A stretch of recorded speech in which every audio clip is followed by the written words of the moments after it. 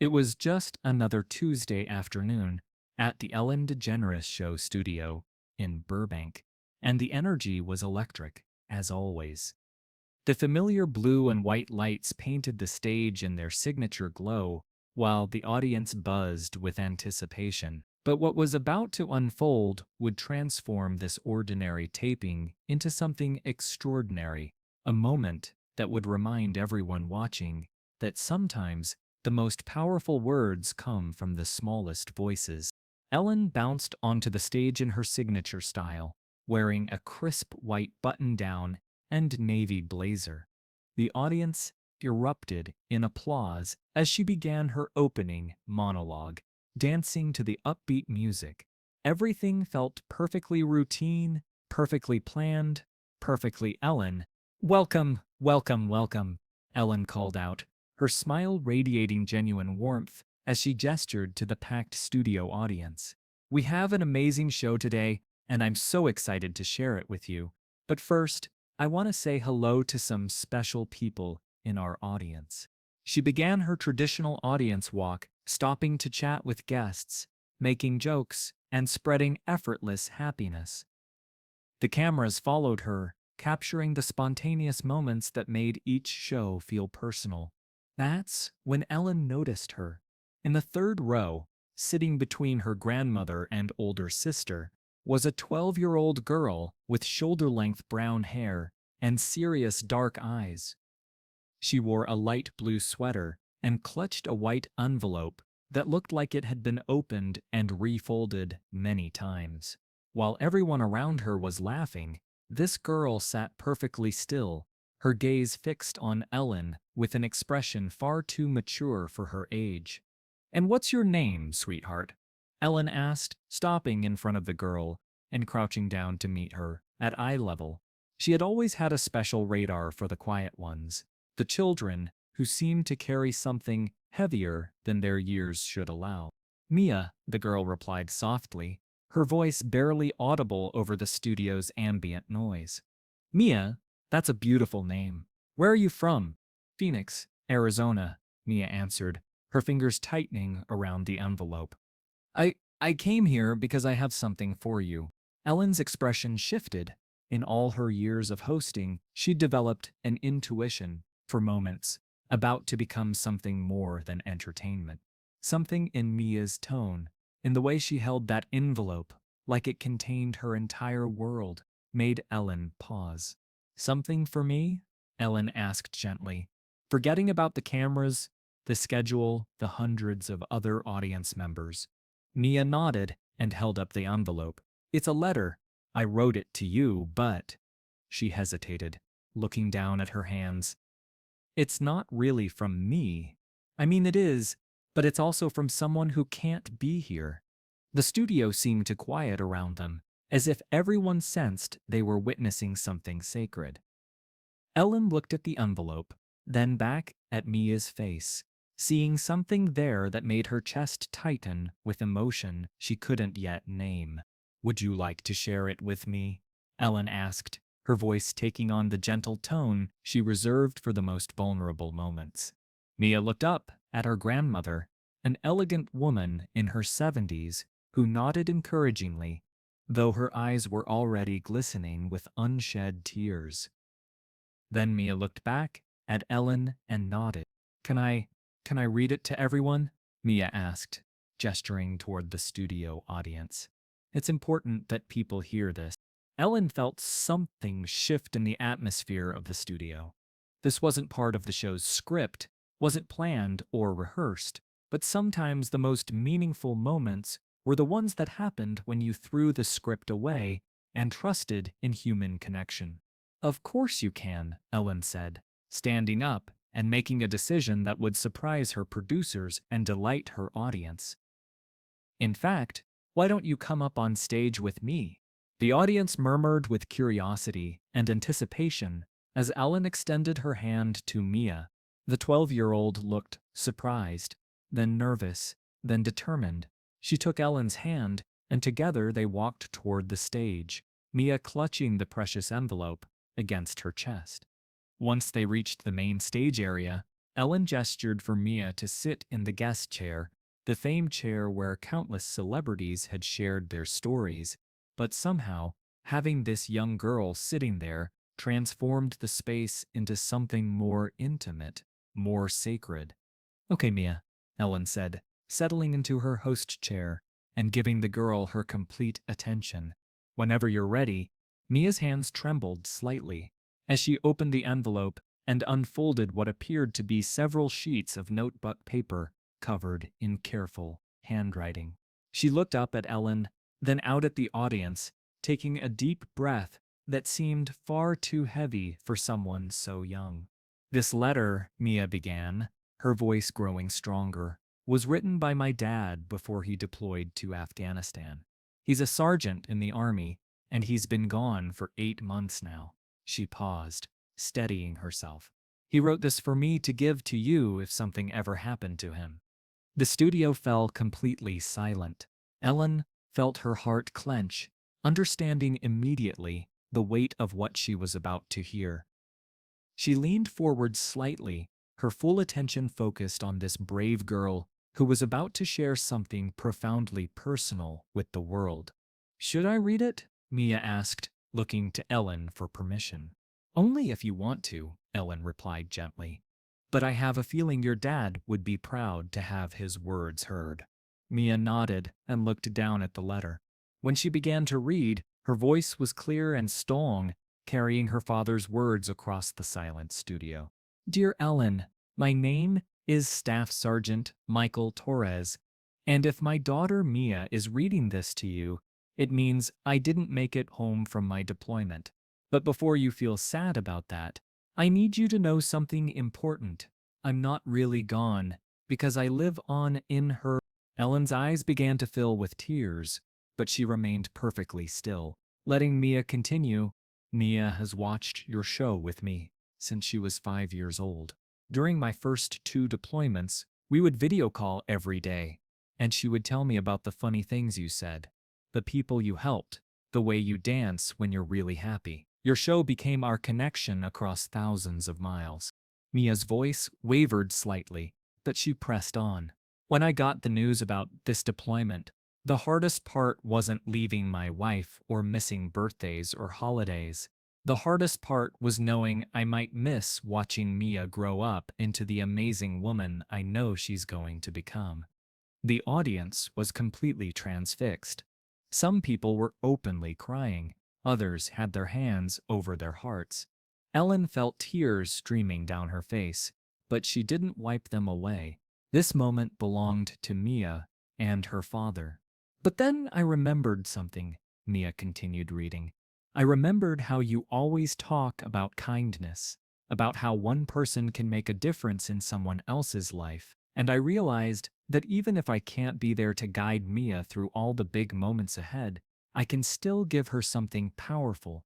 The knowledge that there are people in this world who believe in the beauty of the human spirit." Mia looked up at Ellen, her own eyes now bright with tears.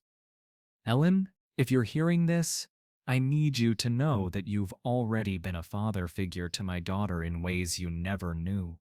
Your laughter kept us connected. Your kindness gave us hope. Your message of love and acceptance taught Mia how to see the world with compassion." Ellen couldn't speak. She was completely overwhelmed by the profound love and trust this man had placed in her, in the show, in the power of human connection to transcend even death. "There's more," Mia whispered, looking back down at the letter. "Mia, if you're reading this, I need you to remember everything we talked about. You are brilliant, beautiful, and capable of changing the world. Don't let my absence make you smaller. Let it make you braver. She gave it to me before my first deployment and told me it would always guide me back to the people I love. Even though I can't come home, this star will always lead you to love, to hope, to the knowledge that you are never ever alone. Wear it and remember you are my brightest star. Love always and forever, Dad." The emotion in the studio was overwhelming. Ellen carefully took the necklace and fastened it around Mia's neck, the star pendant resting perfectly over her heart. "How does that feel?" Ellen asked. Mia touched the star and smiled. The first real smile Ellen had seen from her all day. It feels like he's hugging me. That's because he is, Ellen said. Every day, sweetheart. Every single day. The show that aired 3 weeks later became the most watched episode in Ellen's history. Letters poured in from military families worldwide, sharing stories of love, loss, and connection. Ellen's production company established the Mia's Microphone Foundation to support military families. Mia became a regular correspondent, using her gift microphone to interview other military children. On her 16th birthday, she appeared again as a confident young woman who had channeled her father's legacy into helping other military families find hope. And every time Mia appeared on television, every time she used her voice to spread kindness and understanding, she wore the silver star necklace that connected her to generations of love and courage. The letter that changed everything wasn't just about loss. It was about the incredible power of love to transcend any distance, any circumstance, any challenge. It was about a father's faith in his daughter, a daughter's courage to share her story, and a talk show host who understood that sometimes the most important thing you can do is stop everything and because that's what love looks like when it shows up unexpectedly on a Tuesday afternoon, wrapped in a 12-year-old's bravery and delivered through the timeless magic of words that refuse to let distance diminish their power. Staff Sergeant Michael Torres had been right about one thing. Love doesn't end when someone goes to heaven. It just finds new ways to shine, new voices to carry it forward, new hearts to call home. And sometimes, if we're very lucky, it finds its way onto a stage where it can remind an entire world that the most powerful force in the universe isn't fame or fortune or applause. It's simply this: one person choosing to love another so completely that not even death can break that connection. That's the letter that changed everything. That's the love that lives forever. And Ellen, I have one request. Could you please tell my daughter something for me? Could you tell her that love doesn't end when someone goes to heaven? Could you tell her that every time she chooses kindness over anger, hope over fear, love over hate, I'm right there cheering her on? The studio was completely silent except for the sound of people crying. Ellen looked at Mia, this incredible 12-year-old who had just shared her father's final message with the world, and felt something shift inside her chest. This wasn't about television anymore. This wasn't about entertainment or ratings or scheduled segments. This was about a father's love reaching across the impossible distance between life and death to touch his daughter's heart. Ellen stood up slowly, walked over to Mia's chair, and knelt down in front of her. Without saying a word, she took Mia's hands in hers and looked directly into her eyes. "Mia," Ellen said, her voice thick with emotion, "your father asked me to tell you that love doesn't end when someone goes to heaven. But I think you already know that, don't you? Because his love is right here." She placed her hand gently over Mia's heart.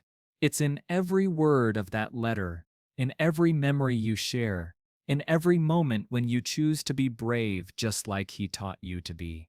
Mia nodded, tears streaming down her face. "And he's not wrong about you being capable of changing the world," Ellen continued. "You just changed mine. You've changed everyone in this studio. You've probably changed the lives of everyone watching at home. Because that's what happens when someone shares real love, real courage, real truth." Ellen made a decision that surprised everyone, including herself. She reached into her jacket pocket and pulled out her personal microphone pack, the one she wore for every single show, the one that had been with her through thousands of interviews and countless meaningful moments. "This microphone," Ellen said, carefully removing it from its pack, "has been with me for every show I've done for the past 5 years. It's heard laughter, tears, confessions, celebrations, and life-changing conversations. Today, It heard your father's words. I want you to have it. She gently placed the microphone in Mia's hands. Because your dad was right. You have something important to say to this world. And when you're ready to say it, I want you to have something that will make sure your voice is heard. Mia looked down at the microphone, then back up at Ellen. He's really proud of me, isn't he? Oh, sweetheart, Ellen said, pulling Mia into a hug that felt like the most natural thing in the world. He's not just proud of you, he's celebrating you. Every single day, the audience erupted in applause, but it wasn't the typical television applause. It was the kind of applause that comes from deep in the soul, the kind that recognizes something sacred has just taken place. But Ellen wasn't finished. Still holding Mia, she looked out at the audience and then directly into the main camera.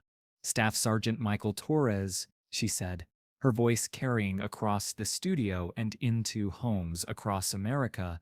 If you can hear this somehow, somewhere, I want you to know that your mission is accomplished. You raised a daughter who understands love, who chooses courage, who makes the world brighter just by being in it. And I promise you this, we're going to make sure she knows how extraordinary she is, every single day. Ellen turned back to Mia. And Mia, I want you to know something. You don't just have your dad's love watching over you, you have all of us now. You have this whole studio family. You have everyone watching at home. And you have anytime you need to remember how proud he is, anytime you need to feel connected to him, you call us. You come back here, because this is your home now too. The show's producers had long since abandoned any pretense of following the planned schedule. The cameras kept rolling, capturing every moment of this unscripted, unrehearsed outpouring of human connection. Is there anything else in the letter? Ellen asked gently. Mia nodded and looked down at the final page. There's one more thing, he wrote. P.S. Ellen, if you're reading this, there's something hidden in the envelope. Mia doesn't know about it yet. Ellen and Mia both looked at the envelope.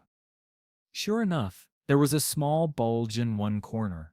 Mia carefully reached inside and pulled out something that made her gasp. A small silver necklace with a star pendant. Oh my goodness, Mia whispered, holding it up to the light.